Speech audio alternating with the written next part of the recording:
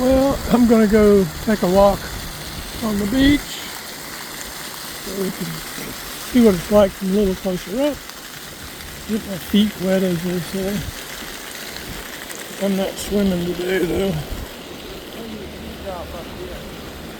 See, all the geezers like me are out because the kids are in school, middle of the week. Not really the big tourist season quite yet. So it's pretty good for the locals. Let's go see what the lifeguard stand has to say.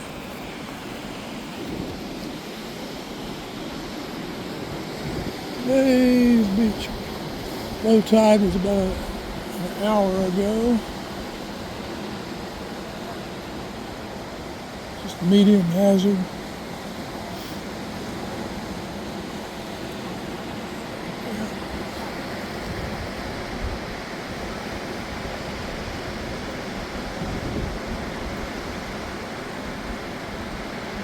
Caught the rip current, relax. It won't pull you under.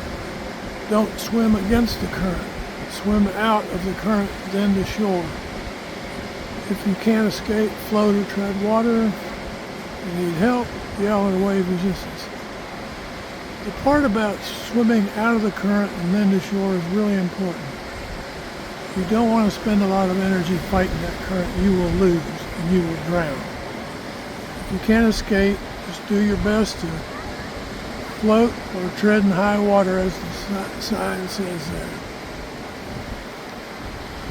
But the big thing is to recognize where the rip currents are. See by the diagram up there? They form like big parentheses or circles or something. I know she got it. Just let go with the flow, as they say. Enough of that about safety.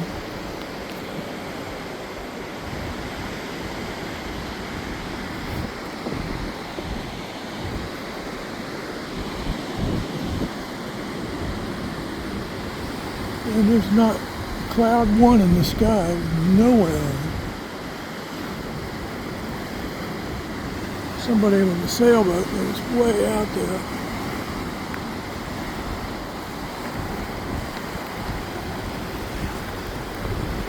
And it didn't used to be a problem when I was a kid. But people now, when you have a low tide like this, ooh, that water's cold. You know, I'm standing on the shoreline basically, and right out there where you see the breakers going, there's another sandbar there, and inside of this inner bar, right where I'm pointing here, there have been a number of people in this area from here down to New Smyrna Beach have been bitten by sharks. Most of the time they're small sharks that come in up over that bar out there. But I've seen hammerheads over on the Gulf Coast that were, 12, 14 feet long that were in the river behind the Gulf, behind the barrier island, and the water was like knee deep.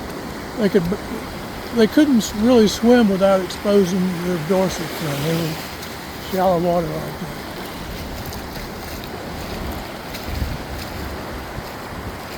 Here you can get a little better look down the beach. This is looking north. And you can see it's just hotels as far as you can see. And when I was a kid, when I was a child, we'd come up here. Daytona Beach was about 15 miles, what's that, 20 kilometers. None of this was here. None of what you see, none of these buildings were here when I was a kid. Unbelievable.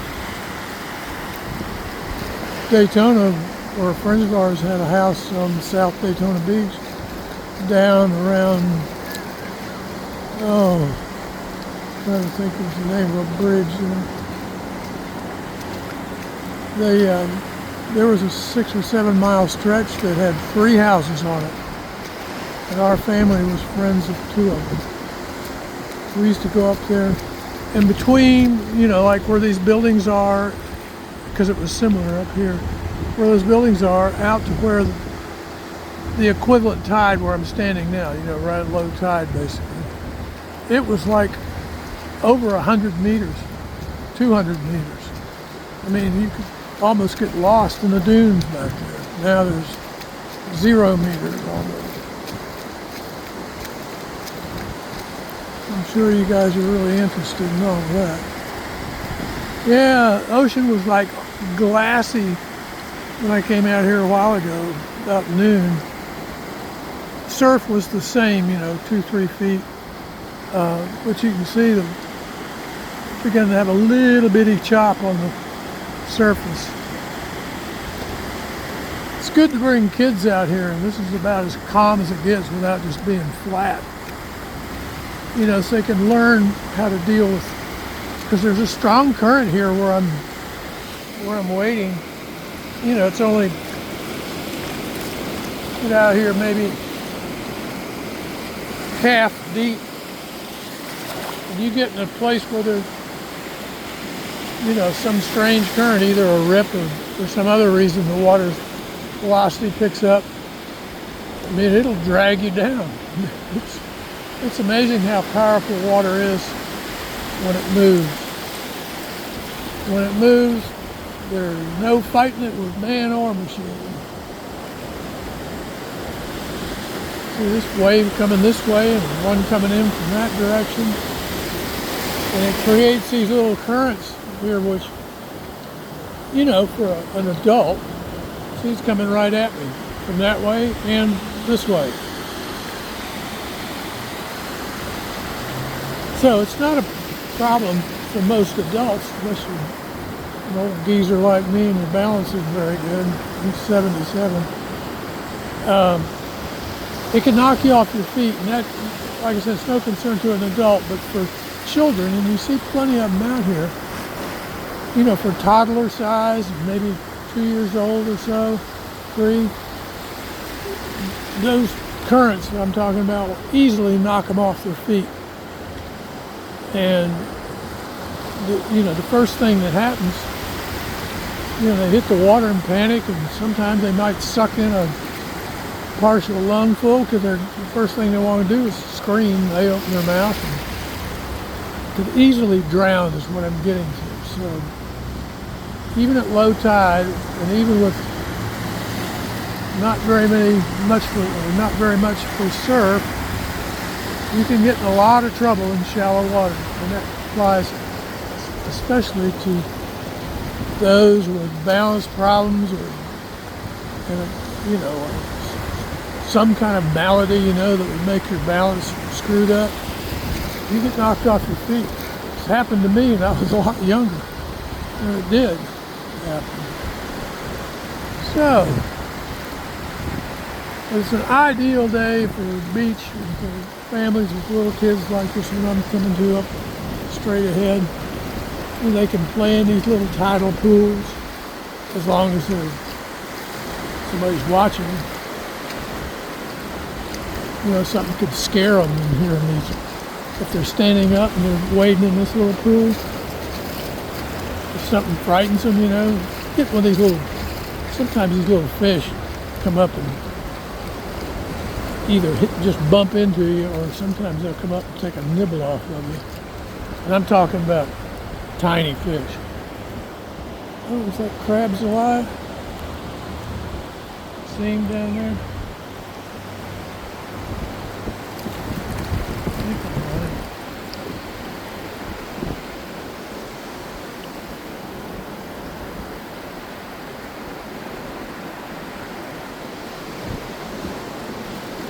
There he is.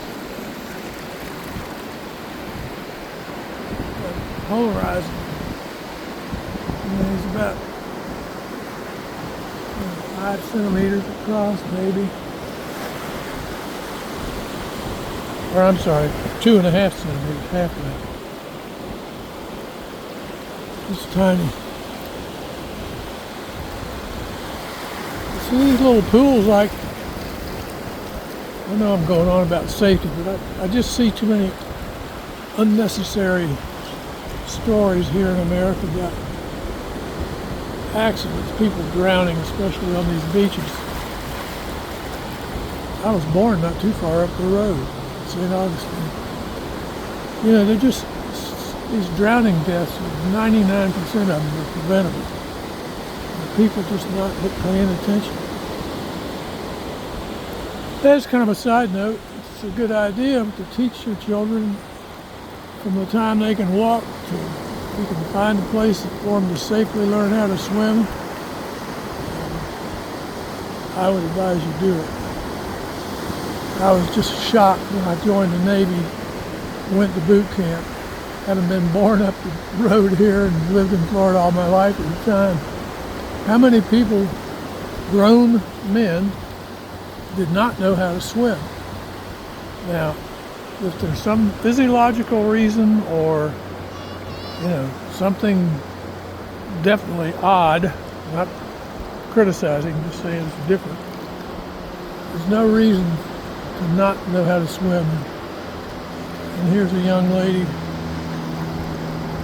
up here on the beach directly in front of me. Had her leg removed from my top of her thigh down. And she's out here, and I guarantee you she's probably swimming.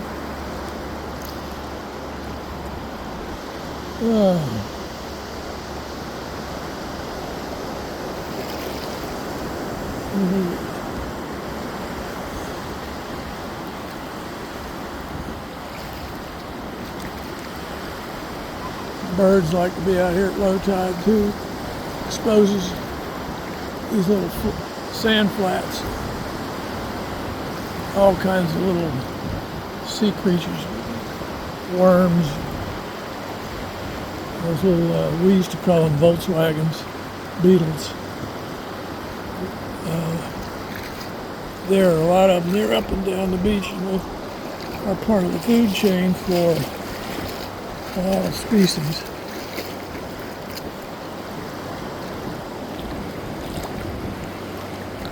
This is not a particularly good area for shells.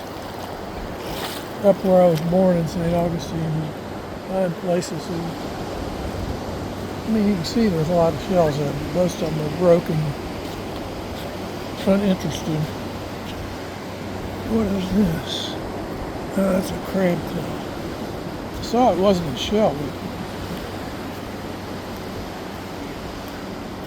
Oh, there you go. Ormond Beach. I can recommend it. Hotels are a little bit less expensive than Daytona, but they're all expensive. Every single one of them. But it's a good place to come.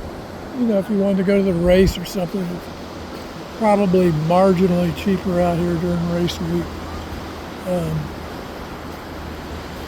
But I don't know. It's a lot quieter than Daytona, I guess is the way I'd put it. So, and you could, I mean, Daytona's 15-minute drive, so it's not like you can't go down there if you want to and do whatever it is you want to do in Daytona.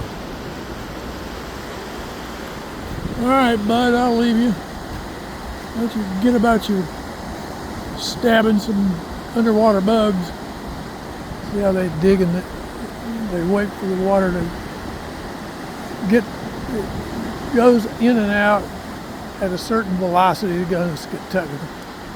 But when the depth is just right, the sand is very, it's kind of like what they used to call quicksand. You know, it's suspended by the water, the particles of sand, and it makes it really easy for them to locate and grab those little beetles and worms and things. All right, enough biology for now. Yeah, I'm almost to the limit here, 15 minutes.